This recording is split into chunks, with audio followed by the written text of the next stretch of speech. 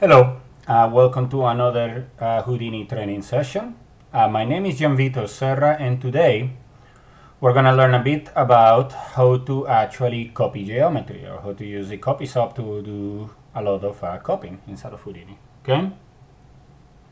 There is, in many cases, when you're building a procedural system, we often have to copy objects from one place to another. Okay. And in many cases, when we did the example with the column, we, for example, use a copy around an axis, as a rotational copy, to do the copies that we wanted to do. Okay, we accomplish this using the copy sub. So if we look a little bit closer at the copy sub, let's learn a little bit about it. Oh, but first we need to go into a geometry node. Okay. In here, we have our default geometry, okay, which we'll go ahead and actually replace with a regular bots, okay? So here is a regular bots. And, in fact, just because I like doing this, I'm going to use a platonic solid, and I'm going to go for a teapot, because every time that you show copy, you must use a teapot. Okay, very cool. So, looking at our teapot here, let's go ahead and see what happens when we use the copy operator, okay? So, if you remember from the training session with the actual column, all that the copy sub allows us to do is to grab a mesh and copy it as many times as we want, okay? Just adding copies does not make any difference because all the copies are shown up on top of each other, okay? All that we have to do to see them is that we need to actually give some translation, okay? So when we add that transformation in here, what this is actually doing is that it's actually, for every copy, is transforming it that amount, and then it's taking that new position, transforming another amount, and transforming another amount, and so on and so forth, okay? We can turn that off and actually just have it all be transformed in the exact location, but most of the time you would probably want to do a cumulative operation like this, okay? You can also rotate. We saw this. Come in here and actually add some rotation to our copies, and you can see they're actually transforming again cumulatively and rotating, so rotating more and more as they actually go, okay? If we even adjusted the pivot on the X and the Z, you should actually start seeing them even shifting on the rotation. See, all your copies shifting on the rotation to start almost making like a spiral. Very cool. Now, one thing that is very interesting about the copy that I didn't get to show the last time is this little second input right here.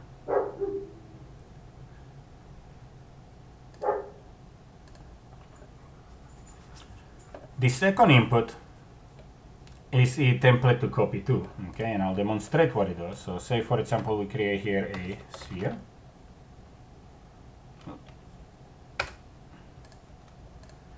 We can fit the sphere into this copy node, or actually rather, let's make it into a polygon sphere.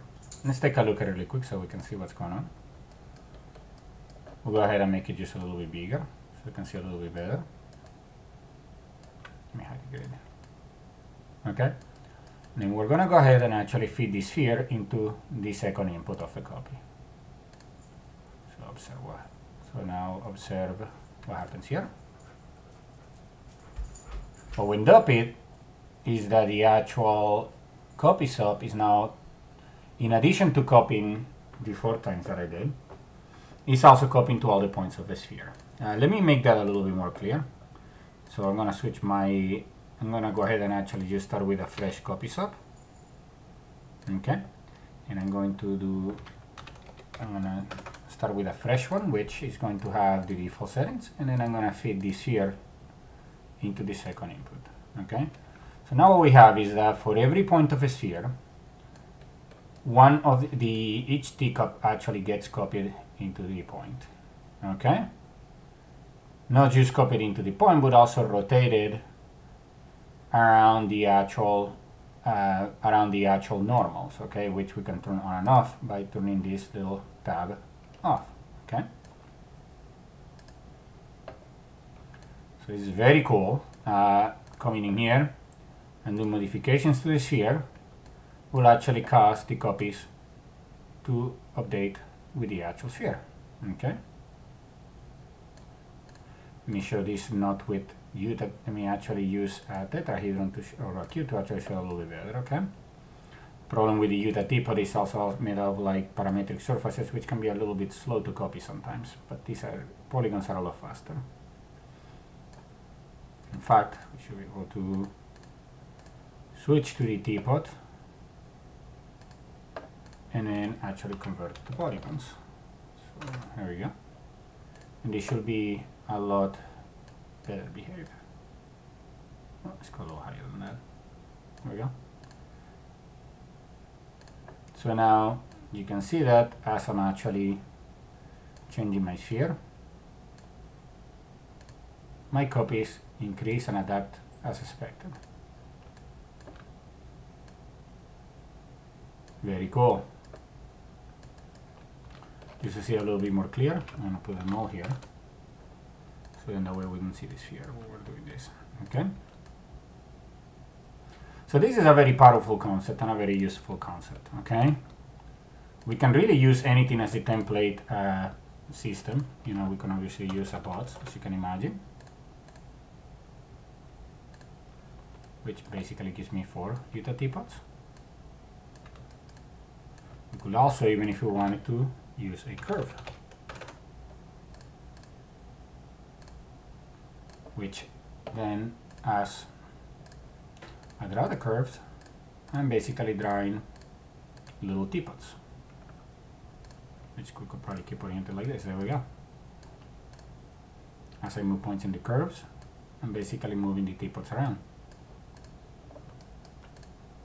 We could even, if we want, convert these to NURBS, which puts it in control points, and then do a resample to put them, to then decide how many teapots I want down the curve. That's a little too many, of course, but it's kind of neat looking. Come to the resample and adjust the actual length of the actual space in between, and then we can see all of our Utah teapots coming in and out, okay? Very cool. Okay, so the copy, as I mentioned, is a very powerful concept, and we're going to show you an example how you can use it in practice, okay? So let's go ahead and delete this geo here. And what we're going to do for this tutorial is to create a forest generator where we're going to use the copy to copy trees all over, you know, a grid, okay? Cool. So let's go ahead and start from scratch. And let's go ahead and start with a grid. So we're going to just control click to put a grid on the center. Okay. And dive inside of it. I'm going to go ahead and actually make it just a little bit bigger than this. So perhaps something like, maybe like around here, around here. I actually want to keep it centered. There we go. And then maybe we'll do, we'll keep it square, so we'll copy this parameter, paste it here, and then just increase the size right here. There we go. So maybe do something like this. We'll go ahead and increase the resolution so that we have plenty of polygons to actually make a little terrain. Okay, so the grid is going to become our terrain, all right, where we are actually going to put trees. Okay, so moving on. The next thing that we're going to do is we're going to use a mountain sub, like as in a mountain that you climb. What the mountain sub does, it allows you to add a little bit of turbulence to the actual, to an actual grid. We're going to go ahead and hide the actual display construction grid, and so we can see just that. And we can adjust how much of the height we want of the mountain, but also the frequency of it. So then that way we can go to a less frequent type of undulation, just a little like this, which will work a lot better for an actual terrain type of deal. So something like this perhaps, okay? Cool. So to create our tree, we are gonna use an L system. Okay, that's just a very quick way to actually get something that looks like a branching structure. Okay, so just to explain a little bit, an L system is a system that works with branching structures based on generations. Okay, it allows you to create a system that grows as you actually increase your generation numbers. Okay. The way how these things grow are based on rules, but we're not going to discuss those too much yet because, I mean, it's a bit out of the scope of what we're trying to do here. Let's just try to create something that looks a little bit like tree-like, like we have here. Okay, so something like that. We'll do maybe a little bit of, there we go. Cool. All right, so now that we have a little bit of a tree structure, the thinking will be that, okay, well, we can now grab these trees. We can simply copy them on the grid. Okay, so let's see what happens. Okay, well, the copy worked, but it doesn't quite look like you will expect, like a forest. And I'll put a null here so that we can see a little bit better what's going on. The trees are basically getting copied so in such a way that they are basically showing up on every point of the actual grid itself. Okay, they're also, if you notice, laying down. Okay, and that is because the copy sub actually copies with the z axis up as the normal orientation. Okay, so whatever is facing up on the z axis is what actually makes it into the normal. So what we need to do first is that we need to rotate our trees. Oops, rotate our trees via a transform node. Okay, in the transform node, we're going to go ahead and rotate 90 degrees on the edge, which makes them stand up again. Okay, now they're actually looking like they are hugging the actual terrain that we have there. Okay, it's still not right though, because what we have going on now is that we have perfectly aligned trees, almost as if we had like an orange grove. But that's not what we want to do. We want to do something a little bit more random, a little bit more, unevenly distributed. Okay. Now, one very useful operator that we have for doing this is the scatter sub, as in scattering points. Okay, and I'll show you how that works. If we look at our surface that we have here coming out of the mountain sub, there's not too much. There is, all our points are very nicely and evenly distributed. Okay. If we use a scatter sub, what we get is a point cloud which is distributed to a certain level of, evenness or unevenness into our terrain, which is really cool.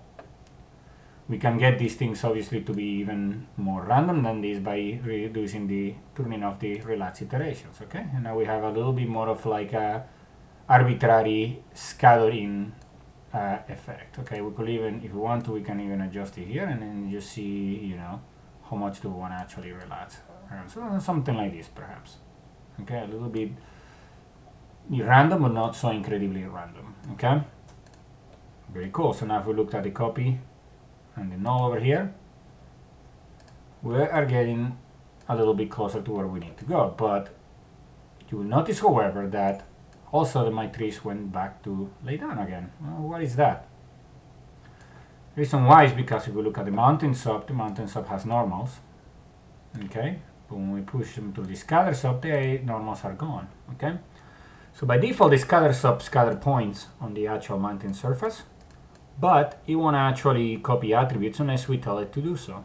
Okay, so in order to fix that, all that we have to do is to go to output attribute and then tell it that we actually want to get the point attribute. So we want these guys to actually have normals. Okay, this particular case, what we want to do first is, because now the thing to keep in mind is also that the mountain subnormals are what is called implied normals in Houdini. It's what the default renderer uses to render, but we need an actual normal attribute. Okay, so the way how we have done this in the past is just to drop a normal sub, which creates explicit normals. Okay.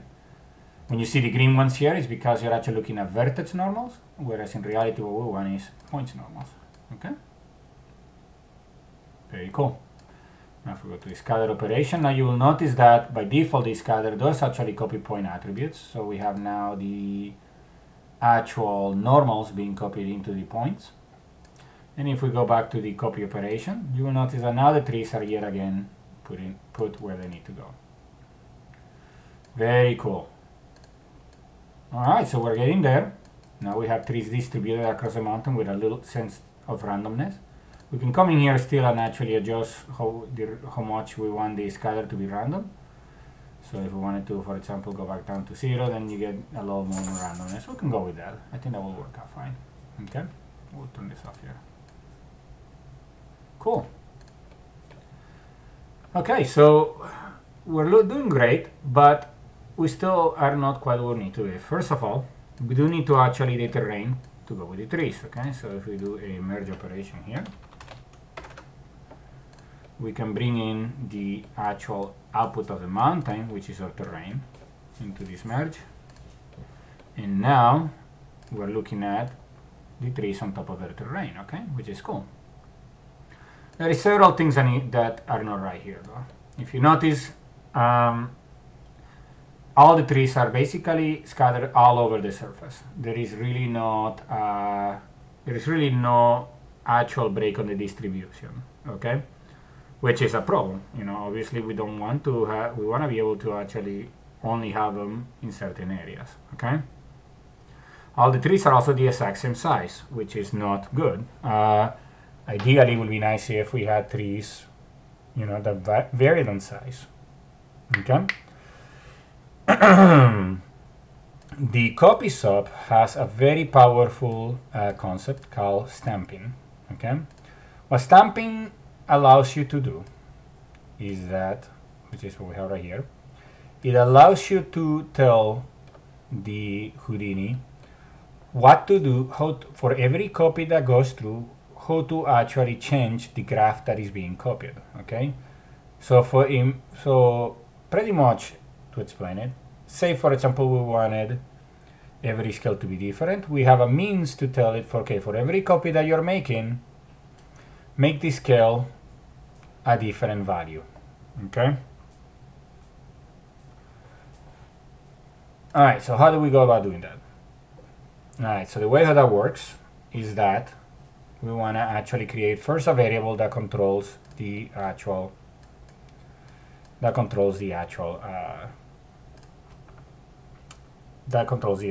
stamping. So in this case I'm going to call it 3 scale, okay? And what I'm going to do is that I'm going to then set it to an actual expression, okay? Expression that I'm going to do is going to be very simple. It's going to be a random number based on the point number, which is what that $pt stands for, okay? So just to make the expression a little bit bigger, the expression that we copied in there is rand $pt, okay, which simply means grab the point number and give me a random number using that as a seed that goes from 0 to 1, okay? The rand function is a deterministic random function where you can simply give the random function any number and it will give you a value in between 0 and 1, okay? So the nice thing about it is that you always, although it's a random number, it's a very controlled random number. It's always between 0 and 1, and it is always tied to the actual seed, okay? So now that we have a stamping variable here, the way how we reference this in our transform node is by actually calling these stamping variables. Now, because this one was actually rotating the tree, what I'm going to do is that I'm going to add another separate transform node to actually do this stamping, okay? So if we come here, we can now say that we want the uniform scale to be equal to the tree scale, okay? The way how you use stamping variables or access stamping variables from any node in Houdini is by using the stamp expression. So if we do stamp, the first thing a stamp wants to know is which node has a stamping variable, which in this case is the copy. Okay, so you can see that I'm basically writing the path that is go up one level and then look for a node called copy1, which is this guy. Okay, the next thing is the stamping variable that we created, which in this case is 3scale. Okay, and you guys remember on the copy sub, that's what we called it. And the last thing that the stamp expression wants is it wants to know what should I use, or what value should I put in if the stamping variable fails. Okay, in this case I'm going to just say -1, so then that way the trees basically get flipped underneath the terrain if something is wrong. It's very easy to see when something goes wrong if we actually invert the scale when something as the default value. Okay, so first thing you want to see is that it went wrong. All my trees are inverted here, so stamping is using my default value right now. Okay, so it's doing what it's supposed to do. But why did it run wrong? Okay, if we go to the copy sub, and this is a very typical thing that people forget, make sure you turn on stamp inputs when you actually want to do stamping variables. And now, lo and behold, we now have trees of different size. Some of them are little bushes, some of them are bigger bushes. Okay, very cool. Awesome. Now, I of course don't want trees that are so incredibly small that I can barely see. So what I'm going to do is to make my expression here just a little bit more useful, okay, than what we have here. So what we'd like to do is to take that 0 to 1, which is what the random number generates, and fit it into a different range. So something maybe like 0.5 and 1.5, okay? The fastest and easiest way to do this is using a fit function. So if we go fit, now you will notice that expressions are fully nestable. So you can have an expression inside of another expression. So say fit that random number that we get, which goes from 0 to 1, from 0 to 1 to 0.5 to 1.5. And now if we look, now the trees can either get bigger to 1.5 or smaller only to 0.5. Can even reduce that by, we can even go 0.25 by 0.25, and that will give us a little bit more differentiation there. Okay, so just to copy this expression here, so what we did is that we took the random expression that we were writing and we put it inside of a fit expression. So the fit expression was fit and then some value.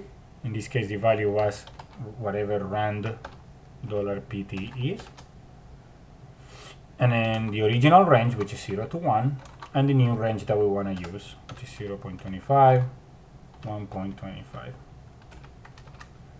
And that gives us what we have here. Very cool. Okay, so let's try something new.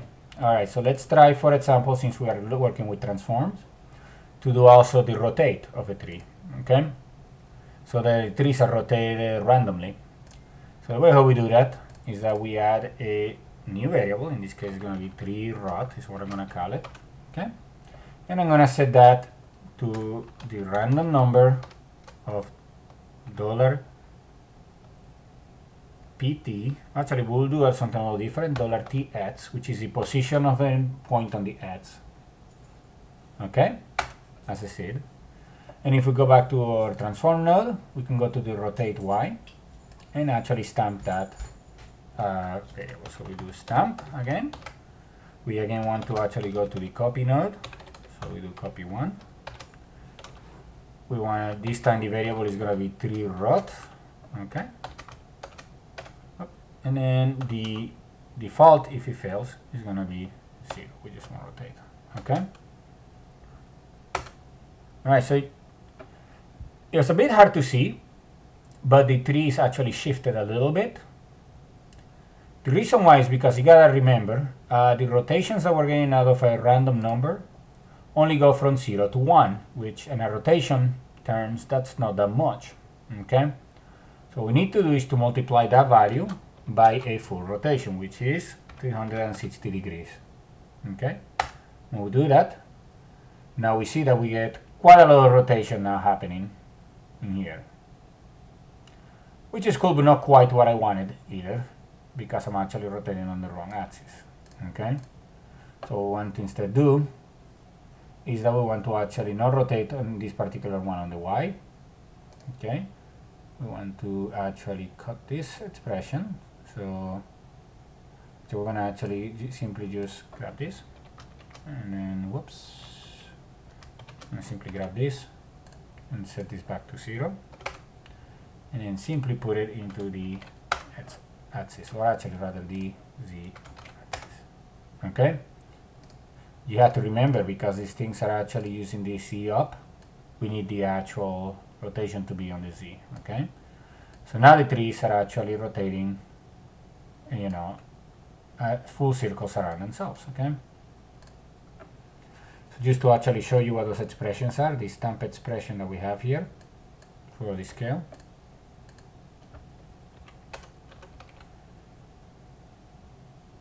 is this one, and then the stamp expression that we have here is this one. Okay. So the path to the copy node, the variable name, and then a default value to use. Okay. Very cool. Now, let's try something very interesting. Let's see what happens if we can make it so that the color of the actual, the color that is on the points of a plane drives the actual density of the trees, or whether trees are there or not, right? So the first thing that we do, and remember, if you guys remember from the group training, we were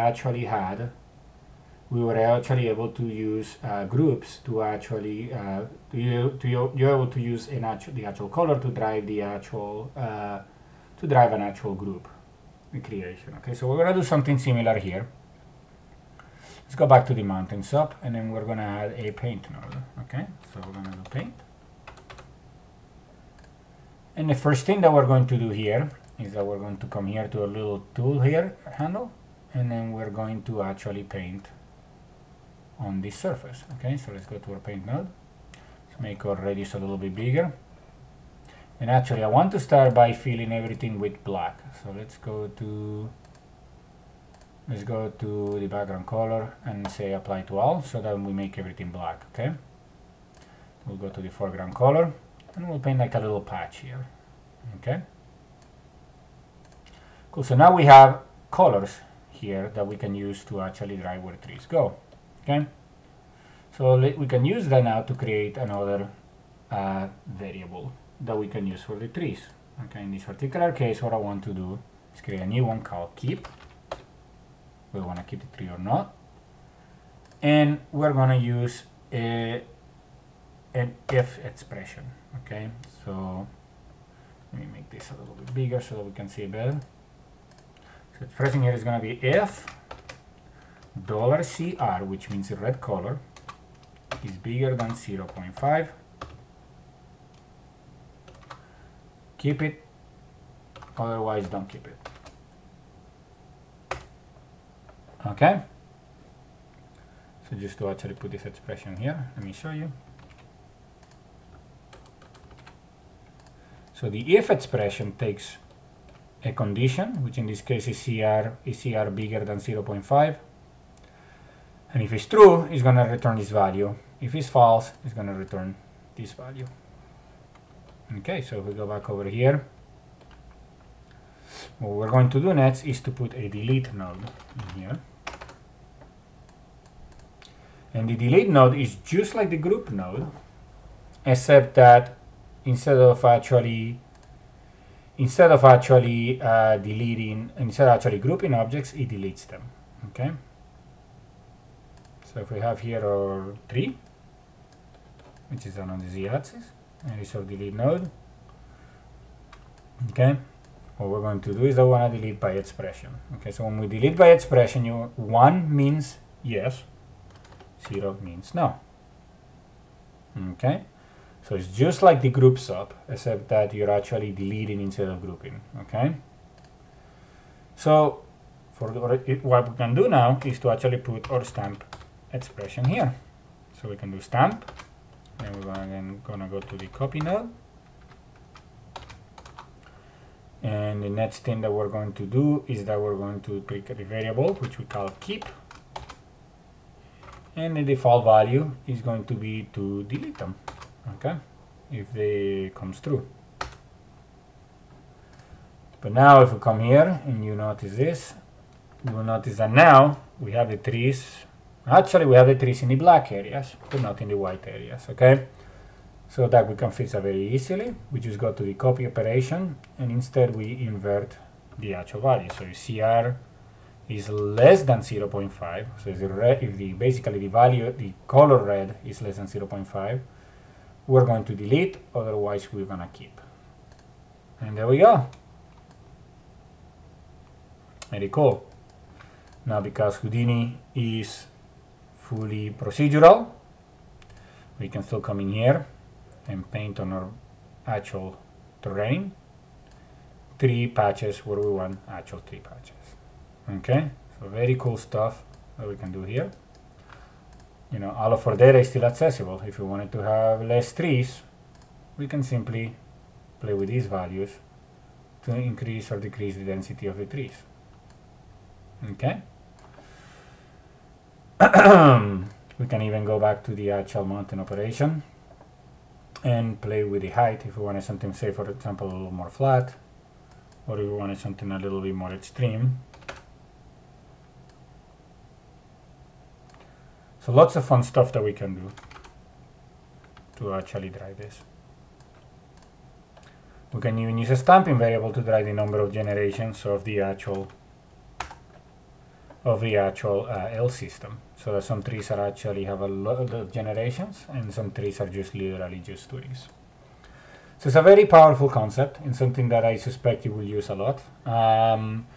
But I think that will probably cover it for this lesson. I will note one thing, that although here I show how you can use stamping variables to do all of these things, and I wanted to show this because I want you to learn about stamping variables. It is important to remember that ultimately Houdini is a very flexible program, and there is different ways to go about doing different things. Okay, so for example, instead of using the keep stamping variable, we could use this mask to delete points that we copy into. Okay, which may actually be faster than using stamping variables. But because we're actually doing this. Because we're actually just doing an example on the copy here, I just wanted to get this example out to show you. Okay, and I'll close with just the expressions here. And that will be it for today. Thank you for watching, and have a great day.